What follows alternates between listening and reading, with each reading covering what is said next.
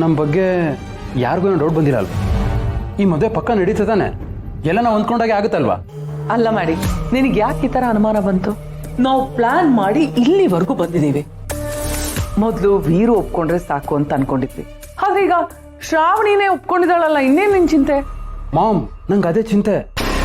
ಶ್ರಾವಣಿಗೆ ನನ್ನ ಮುಖ ಕಂಡ್ರೆ ಆಗ್ತಿರ್ಲಿಲ್ಲ, ನನ್ನ ಮುಖ ನೋಡಿದ್ರೆ ಒಂಥರ ಅಸಹ್ಯ ಫೀಲ್ ಮಾಡ್ಕೊಳ್ಳೋಳು. ಅದು ಬಿಡು, ಮೊನ್ನೆನೂ ಅವಳನ್ನ ಮಾತಾಡ್ಸೋಕೆ ಹೋದಾಗ ಇರಿಟೇಟ್ ಆಗಿ ಮಾತಾಡಿದ್ಲು. ಅಂಥವಳು ಇಷ್ಟೊಂದು ಖುಷಿಯಾಗಿ ಇದ್ದಕ್ಕಿದ್ದಾಗೆ ನನ್ನ ಮದುವೆ ಆಗೋದಕ್ಕೆ ಒಪ್ಕೋತಾಳ? ನಂಗೆ ನಂಬಕ್ಕೆ ಆಗ್ತಿಲ್ಲ ಮಾವು. ನಾವು ಪ್ಲಾನ್ ಮಾಡಿರೋ ಥರ ಎಕ್ಸಿಕ್ಯೂಟ್ ಆಗ್ತಿದ್ಯೋ ಅಥವಾ ಅವಳು ಮಾಡಿರೋ ಪ್ಲಾನಲ್ಲಿ ನಾವಿದ್ದೀವೋ? ನಂಗೇನು ಅರ್ಥ ಆಗ್ತಿಲ್ಲ ಮಾವು. ಇಷ್ಟೇನಾ? ಇದ್ರ ಬಗ್ಗೆ ನೀನು ಯಾಕೆ ತಲೆ ಕೆಡಿಸ್ಕೋತೀಯ? ಶ್ರಾವಣಿಗೆ ನೀನು ಇಷ್ಟ ಇದೆಯೋ ಇಲ್ವೋ ಅದು ಮುಖ್ಯ ಅಲ್ಲ. ಅವಳಿಗೆ ವೀರು ಅಂದರೆ ದೇವರು. ಅವಳು ವೀರು ಮಾತನ್ನ ಯಾವತ್ತೂ ಮೀರಲ್ಲ. ವೀರಿಗೋಸ್ಕರ ಜೀವನೇ ಕೊಡ್ತಾಳೆ ಅಂದಮೇಲೆ ವೀರು ಸಂತೋಷವಾಗಿರ್ತಾನೆ ಅಂದರೆ ಅವಳು ಜೀವನ ಕೊಡಲ್ವಾ? ನಿನ್ನ ಪ್ರಕಾರ ಅವಳು ಮಾವನ ಮಾತಿಗೆ ಕಟ್ಟಿಬಿದ್ದು ಒಪ್ಕೊಂಡಿದ್ದಾಳೆ ಅಂತೀಯ? ಅದೆಲ್ಲ ಯಾಕೆ ನಿನಗೆ?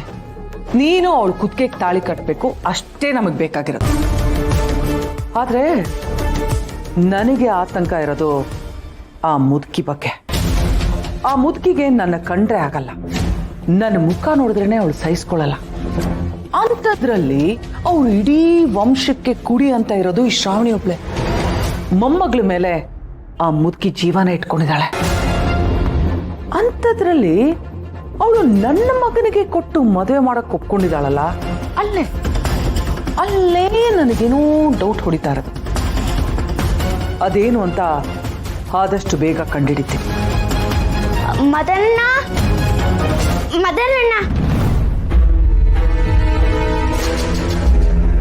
ಲಲಿತಾ ಅಜ್ಜಿ ಮದುವೆ ಹುಡುಗನ ಕರೀತಿದ್ದಾರೆ.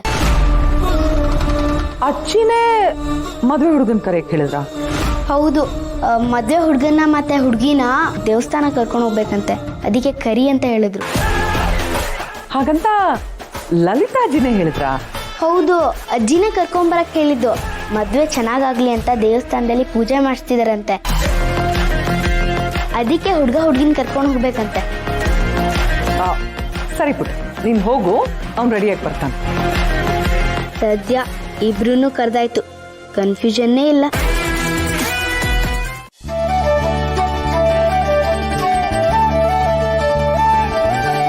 ಅಮ್ಮ ದೇವಸ್ಥಾನಕ್ಕೆ ಹೋಗ್ಬೇಕಂದ್ರಂತೆ? ಯಾವ ದೇವಸ್ಥಾನ ಅಮ್ಮ? ಉಳ್ಕೋಬೇಕಂದ್ರೆ ಹೇಳಿ, ನಾನು ವ್ಯವಸ್ಥೆ ಮಾಡ್ತೀನಿ. ಆಮೇಲೆ ದರ್ಶನಕ್ಕೂ ವ್ಯವಸ್ಥೆ ಮಾಡ್ತೀನಿ, ತುಂಬಾ ರಶ್ ಇರುತ್ತೆ. ಅದೆಲ್ಲ ಏನು ಬೇಡ. ಅಲ್ಲಿಗೆ ಹೋಗೋವಾಗ ಮಿನಿಸ್ಟ್ರ್ ಮನೆಯವ್ರನ್ನ ಪದವಿನ ಪಕ್ಕಕ್ಕಿಟ್ಟು ಹೋಗ್ಬೇಕು. ಅಲ್ಲಿಗೆ ಹರಕೆ ಹೊತ್ಕೊಂಡು ಹೋಗ್ಬೇಕೆ ವಿನ ಅಧಿಕಾರ ಹೊತ್ಕೊಂಡು ಹೋಗ್ಬಾರ್ದು. ನೀನು ನನ್ನನ್ನು ಹೊತ್ಕೊಂಡು ಹೋಗ್ಬೇಕು ಸುಬ್ಬು. ಹಾಗೆ ಆಗ್ಲಿ ಅಮ್ಮ, ಬೇರೆ ಎಲ್ಲ ವ್ಯವಸ್ಥೆ ಮಾಡ್ತೀನಿ. ಹಂಗಂದ್ರೆ ನಮ್ಮ ಜೊತೆ ಇನ್ನೂ ಯಾರು ಬರ್ತಾರಮ್ಮ? ಇನ್ಯಾರು ಬರ್ತಾರೆ ಸುಬ್ಬು? ಹೋಗ್ತಿರೋದು ನಾವೇ, ಪೂಜೆ ಮಾಡ್ತಿರೋದೇ ನಮಗೋಸ್ಕರ, ಇನ್ಯಾರು ಬರ್ತಾರೆ? ಸರಿ ಮಾಡಿ, ನಾನು ಕಾರ್ ರೆಡಿ ಮಾಡ್ತೀನಿ.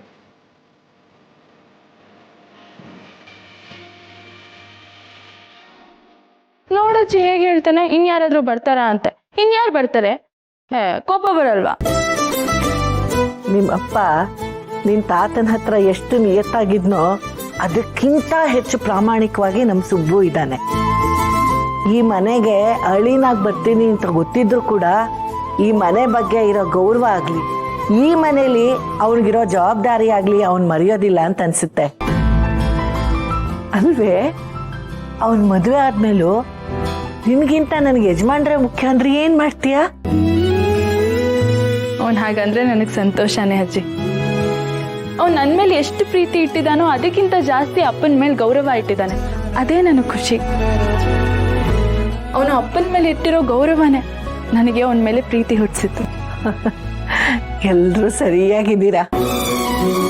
ಈ ತರ ಒಂದಾಗಿದ್ರೆ ಸಂಸಾರ ಎಷ್ಟು ಮುದ್ದಾಗಿ ಕಾಣುತ್ತೆ ಗೊತ್ತಾ? ನನ್ನ ದೃಷ್ಟಿನೇ ತಾಕ್ಬಿಡುತ್ತೆ. ನಡಿ ನಡಿ, ದೇವಸ್ಥಾನಕ್ಕೆ ಹೊರಡೋಣ.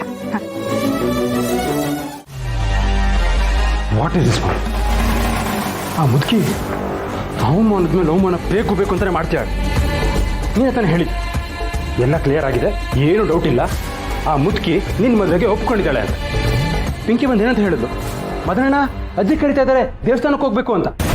ನಾನಲ್ಲಿ ಹೋದ್ರೆ ಆ ಮುದುಕಿ ನನ್ನೇ ಬಿಟ್ಟು ಆ ಸುಬ್ಬು ಜೊತೆ ಶ್ರಾವಣಿ ಕರ್ಕೊಂಡು ಹೋಗಿದ್ದಾಳೆ.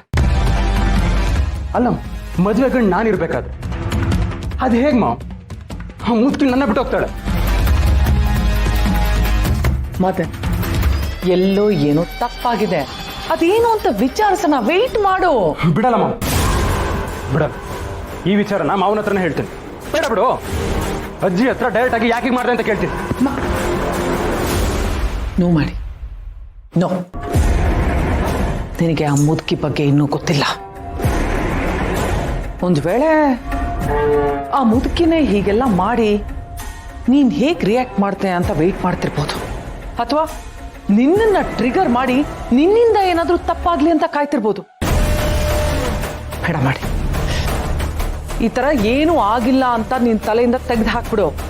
Just take com. ನಾವೊಂದು ಸಣ್ಣ ತಪ್ಪು ಹೆಜ್ಜೆ ಇಟ್ರು ನಾವು ಗುರಿನ ಮುಟ್ಟಕ್ಕಾಗಲ್ಲ. ಈ ಮದುವೆ ಅನ್ನೋದು ಒಂದು ದೊಡ್ಡ ಅಸ್ತ್ರ. ಅದು ನಮ್ಮ ಕೈಗೆ ಸಿಗೋವರೆಗೂ ನಾವು ಪೀಸಾಗಿರ್ಬೇಕು. ಒಂದು ಸಲ ಅದು ಸಿಕ್ಕಿದ್ಮೇಲೆ ಎಲ್ಲರ ಕತೆನ ಮುಗಿಸ್ಬಿಡ್ಬೇಕು. ನೋಡ್ತಾ ಇರಮ್ಮ, ಶ್ರಾವಣಿ ಕುಕ್ಕಿಗೆ ತಾಳಿ ಕಟ್ತಿದಾಗೆ ಮಿಕ್ಕಿದವ್ರೆಲ್ರೂ ಈ ಮುಷ್ಟಿಲಿ ಹಿಡಿದಿಟ್ಕೋತೀನಿ.